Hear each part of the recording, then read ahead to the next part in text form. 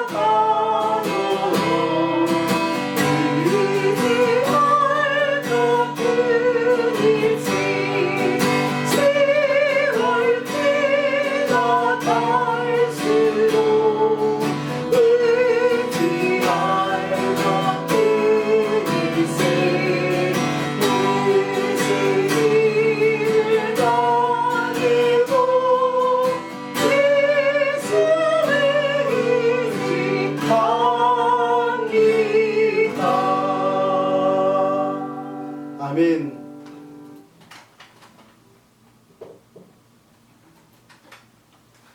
우리 이 시간 함께 기도하겠습니다.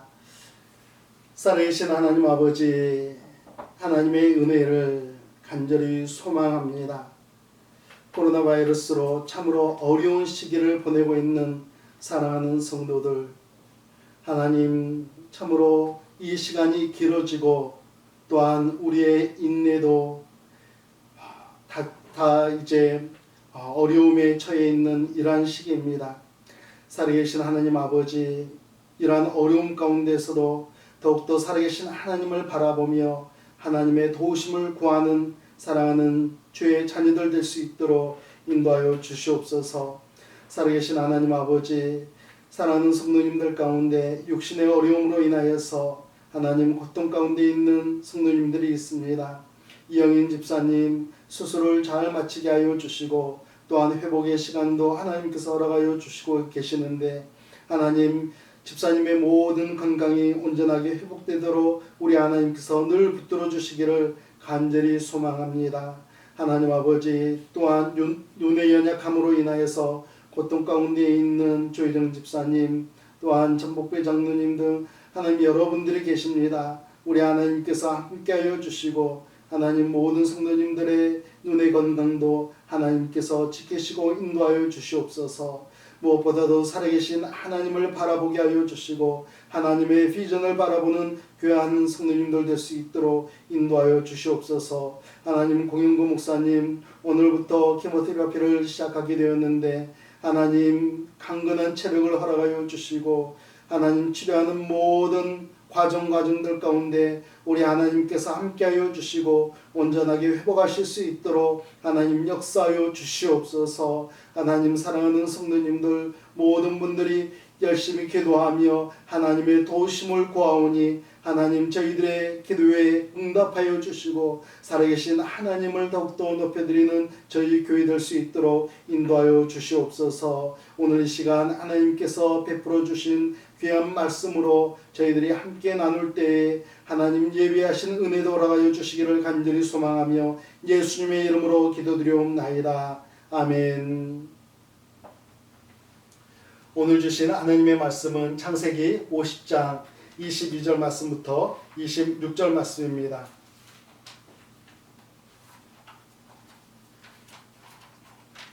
하나님의 말씀 창세기 50장 22절 말씀부터 26절 말씀입니다. 우리 함께 봉독하겠습니다. 요셉이 그의 아버지의 가족과 함께 애굽에 거주하여 110세를 살며 에브라임의 자손 3대를 보았으며 므낫세의 아들 마길의 아들들도 요셉의 스라에서 양육되었더라. 요셉이 그의 형제들에게 이르되 나는 죽을 것이나 하나님이 당신들을 돌보시고 당신들을 이 땅에서 인도하여 내사 아브라함과 이삭과 야곱에게 맹세하신 땅에 이르게 하시리라 하고, 요셉이 또 이스라엘 자손에게 맹세시켜 이르기를 하나님이 반드시 당신들을 돌보시리니 당신들은 여기서 내 해골을 메고 올라가겠다 하라 하였더라. 요셉이 110세의 죽음에 그들이 그의 몸에 향재료를 넣고 애굽에서 입관하였더라. 아멘. 오늘은 창세기의 마지막 말씀을 나눕니다. 창세기를 마치면서 우리가 기억해야 할 한 가지 단어가 있다면 그것은 꿈이라고 생각합니다. 창세기 시작은 하나님의 꿈으로 시작을 했습니다. 창세기 1장 1절 말씀이 있죠. 태초에 하나님이 천지를 창조하시니라. 아멘. 하나님께서 인간을 창조하시고 하나님의 나라에 대한 꿈을 우리 인간에게 주셨습니다. 창세기의 마지막 부분을 장식하는 요셉은 37장에서 꿈의 사람인 것을 보여주게 됩니다. 5절 말씀에는 요셉이 꿈을 꾸고, 6절에서는 내가 꾼 꿈을 들으시오, 9절에서는 내가 또 꿈을 꾼즉, 10절에서는 그가 그의 꿈을 아버지와 형들에게 말하매. 요셉은 꿈의 사람, 꿈을 꾸는 자, 영어로는 비저너리였습니다. 요셉은 꿈 때문에 형들의 시기로 생명을 잃을 뻔했고 시련을 받기도 하고 고난을 겪기도 합니다. 그리고 누명을 쓰기도 하죠. 그렇지만 요셉은 꿈 때문에 넘어졌던 곳에서 다시 일어나기도 하고 역경을 극복하기도 하고 다시 미래를 향해 꿈을 향해 달려갑니다. 마침내 요셉은 꿈을 이룹니다. 그리고 그 꿈을 겸손하게 받들어서 백성들을 위해서, 가족을 위해서, 무엇보다도 살아계신 하나님의 영광을 위해서 사용하게 됩니다. 오늘 우리가 읽은 말씀은 요셉의 임종 장면입니다. 임종의 자리는 인생을 마감하는 자리, 그동안 꾸어왔던 꿈을 정리하는 자리입니다. 그런데 인생의 마지막 순간인 이 임종의 자리에서도 요셉은 자신의 꿈을 선포하고 있습니다. 25절 말씀입니다. 우리 함께 다시 한번 읽겠습니다. 요셉이 또 이스라엘 자손에게 맹세시켜 이르기를 하나님이 반드시 당신들을 돌보시리니 당신들은 여기서 내 해골을 메고 올라가겠다 하라 하였더라. 요셉의 마지막 꿈, 그것은 바로 약속의 땅으로 들어가는 것입니다. 사랑하는 성도 여러분, 여러분께서는 창세기 말씀을 나누는 동안 하나님께서 나에게 주신 꿈이 무엇이었는지 점검해 보셨습니까? 창세기 마지막 말씀을 나누는 바로 이 시간, 그 꿈을 이루기 위해서는 나는 앞으로 무엇을 해야 하는지 청사진을 그려가시기를 예수님의 이름으로 축복합니다. 요셉은 자신의 임종의 자리에서도 꿈을 꾸고 있었습니다. 오늘은 요셉의 마지막 꿈을 통해서 여러분과 제가 꾸어야 할 꿈을 그려나가시는 시간이 되기를 간절히 바랍니다. 첫 번째로 우리의 꿈은 공개적으로 선포되어야 합니다. 제가 미국 생활을 하면서 한국 생활과 미국 생활의 가장 큰 차이점을 하나 꼽으라고 한다면 저는 비전 선언문이라고 생각합니다. 한국의 회사들도 기업의 이념과 비전이 있고 교회나 학교도 비전 선언문을 가지고 있습니다. 그러나 이런 비전 선언문을 최전선에 내세우기보다는 약간 뒤에 감춰져 있는 것 같다, 이런 생각을 하면서 한국에서 보냈었습니다.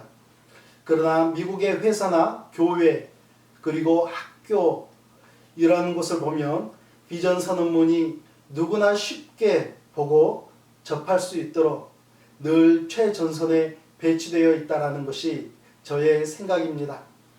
어느 단체가 되든지 또는 개인이라고 하더라도 비전 선언문을 공개적으로 선포를 한다면 그것은 꿈을 이루기 위한 분명한 목표 설정이라고 생각합니다. 요셉은 자신의 임종 자리에서 자신의 꿈을 공개적으로 선포하고 있습니다. 24절에서는 요셉이 그의 형제들에게 이르되, 25절에 가서는 요셉이 또 이스라엘 자손에게 맹세시켜 이르기를 하면서 밝히고 있죠. 요셉은 자신의 형제들과 그리고 이스라엘 민족에게 자신의 꿈을 공개적으로 선포하고 있습니다. 그 꿈의 내용은 무엇입니까? 우리 민족은 하나님께서 약속하신 그 땅으로 들어가게 된다. 그때에 나도 그곳으로 데리고 들어가라 라는 것입니다. 비전은 공개적으로 선포되어야 합니다. 그곳이 기업이든지 학교든지 교회이든지 비전을 공개적으로 선포하게 되면 그 공동체를 구성하는 사람들이 그 비전을 이루기 위해서 한 마음을 품고 일사불란하게 움직일 수 있기 때문입니다. 저는 우리 그리스도인들의 가정에서도 비전 선언문이 선포되는 것이 좋겠다라는 생각을 합니다. 그럴 때에 더욱더 아름다운 가정으로 세워지게 될 것이라고 생각합니다. 대부분의 가정은 문자적으로는 이런 비전 선언문을 가지고 있지 않습니다. 다만 눈에 보이지 않는 느낌상으로 우리의 가정은 이러한 삶의 목표가 있다라고 넌지시 알고 가정생활을 하게 되죠. 그래서 어떤 가정은 섬기는 데 열심을 둡니다. 또 어떤 가정은 선교하는 일에 삶의 목표를 삼고 살아가는 모습을 보게 됩니다. 그러나 거기에서 한 걸음 더 나아가서 조금 더 구체적인 생각과 목표를 문자적으로 남겨서 우리 가정의 비전 선언문으로 선포를 한다면 남편과 아내가 그리고 부모와 자녀가 서로 한 마음으로 세상을 향하신 우리 가정을 향하신 하나님의 뜻을 이루어드리며 살아가게 될 것이라고 믿습니다. 두 번째는 우리의 꿈은 하나님의 말씀에 근거해야 한다는 사실입니다. 우리의 꿈은 확신에 가득 찬 꿈이어야 합니다. 요셉은 자신의 꿈을 이스라엘 민족에게 확신을 가지고 선포합니다. 25절 말씀입니다. 하나님이 반드시 당신들을 돌보시리니 아멘. 하나님께서 확실하게 너희들을 인도하실 것이다 라고 선포하고 있는 것입니다. 요셉은 앞으로 하나님께서 이스라엘 민족을 찾아와서 그들을 돌보아 주시고 그들을 약속의 땅 가나안으로 인도해 주실 것을 확신하고 있었습니다. 그렇기 때문에 그 확신을 가지고 나도 그곳에 이르게 하라고 자신의 꿈을 선포한 것이죠.